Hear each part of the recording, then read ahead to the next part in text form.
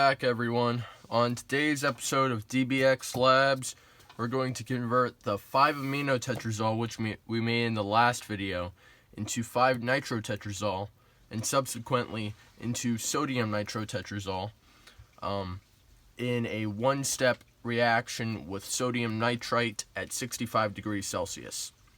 The way we're going to go about that is we're going to make two solutions, one of the aminotetrazole and one of the sodium salt, heat them both to 65 degrees, and slowly drip the sodium nitrate over the course of roughly an hour. Let's get started. Now, the procedure that I'm going to be using is identical to the one that Reactive Chem used in his video on making sodium nitrotetrazole. If you haven't seen any of his videos, I would highly recommend them to you. He just completed his synthesis of isocyanogen tetraazide, which is commonly known as azetoazide, known as the world's most explosive. Whether that's really the case, it's really unclear, but it's a very nitrogen dense molecule, and I guess you could call it a primary explosive, but it's very unstable. So if you haven't seen any of his videos, go watch them. A lot of the stuff that I'm having on this channel is also available on there. We are now going to leave the lab and go outside, because once the reaction begins at 65 degrees Celsius and we begin moving the nitrite salt into the solution of the aminotetrazole, a lot of nitrogen oxides are going to be released. Hopefully it'll be controlled, but this reaction does evolve some noxious gases, so it's important to either do it in a fume hood or outside. Both solutions are nearing 60 degrees, and I'm going to begin the reaction. I'll move the solution with the nitrite to the corner of the hot plate, and the solution with the tetrazole to the middle. I have a stir bar in the solution with the tetrazole, and we'll turn that on and leave it running throughout the experiment.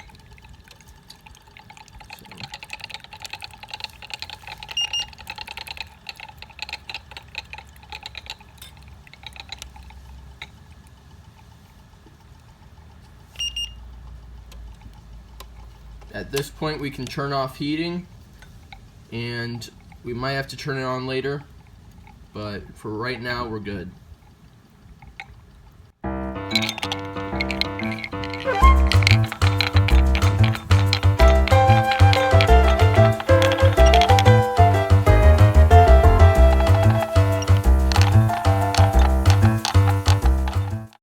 We didn't get a supersaturated solution, but we do have crystals forming right now, and I'm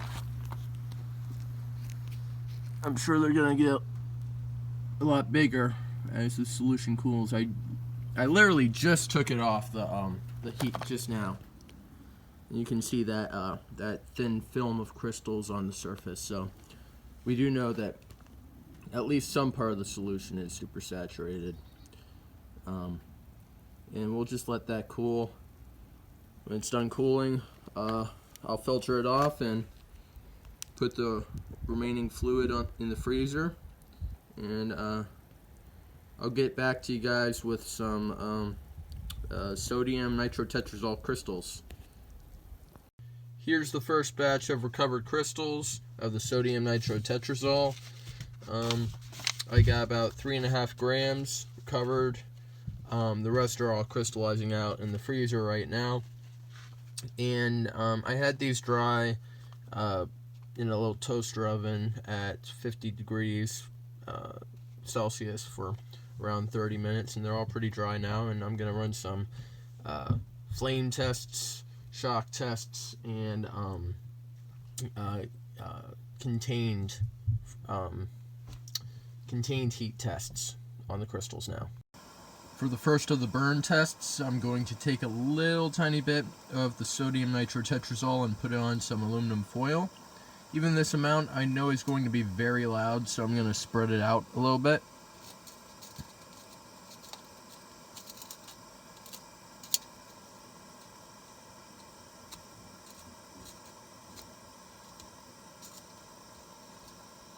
Okay. And we'll heat it from underneath.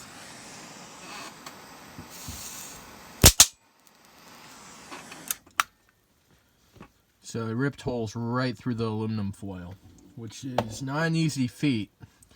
Most energetics won't do that, as you could see in the previous video with the Aminotetrazole.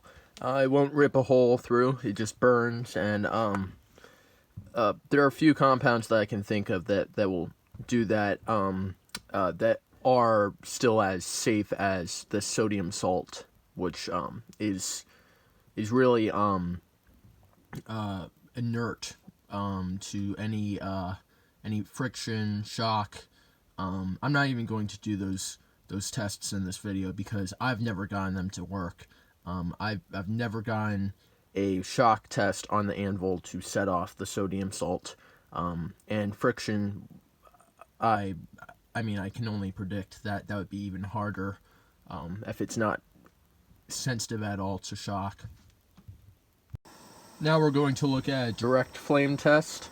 Now it might have been unclear in the last shot, but the sodium salt is not going to ever work as an effective primary explosive in detonators, and the reason for that is simply because it melts before it detonates, so it needs some thermal energy to be absorbed before it does anything energetic, and that's a problem because I've tried setting this stuff off with a fuse, and it just won't do anything because you have to go to a more unstable salt like the silver salt, which will be in the next video, to really see those energetic properties stand out, where you get both shock sensitivity and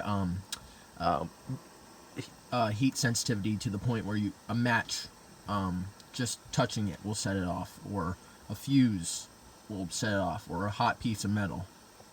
So here's the direct flame test, and there's it melting.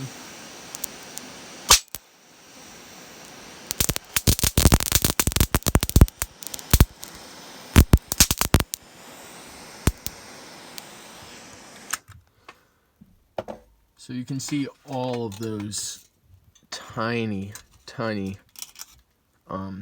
detonation, I guess you could call them craters, in the foil. And that's really impressive to see with with an energetic like this, because, like I said, there's few compounds I can think of that will do that, and are this stable. Like silver fulminate, it could probably do this, but it's silver fulminate. It's what's in poppets. This stuff, you can roll in your fingers all day and it's not going to pop like a poppet. And that's what really makes the nitrotetrazoles very safe. And that's why they're going to be the new age primaries that will replace lead azide, which it itself is very similar to silver fulminate in sensitivity. So it's kind of unnerving to think that something as sensitive as the poppets kids play with on the 4th of July is inside the detonators of modern explosives. An interesting property of the sodium salt is that it is soluble in acetone. This gives it the ability to be used as a sort of paint almost, and coat a surface, say this aluminum foil, so when heated, it drives off the acetone as the acetone vaporizes, evaporates, and you're left with a explosive film on top.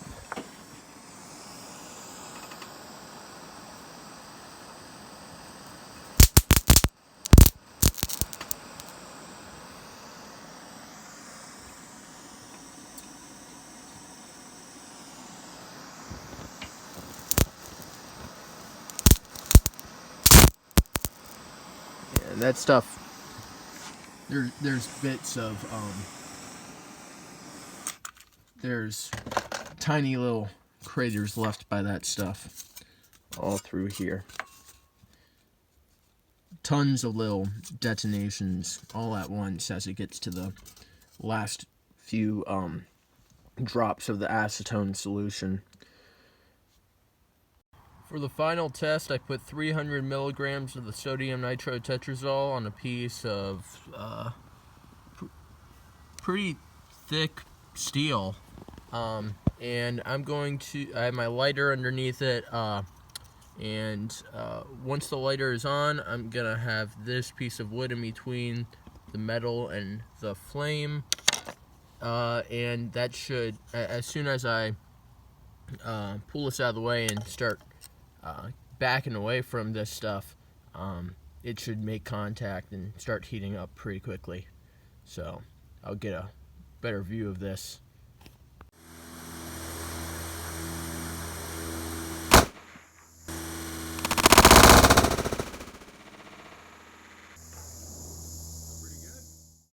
Well guys, I hope you enjoyed this video. Next video we will look into the silver salt of nitrotetrazole, which hopefully we'll see some different properties that we haven't already seen with the sodium salt of nitrotetrazole. And then after that video, we'll look into the copper 1 salt, which is DBX1. And that's what's really being looked into as a primary explosive of the future because of its insensitivity to certain pressures, certain factors, I guess. But its sensitivity isn't high enough that, say, a fuse could set it off. And hopefully that's something we could look into and do some testing on that as well. See you guys next time.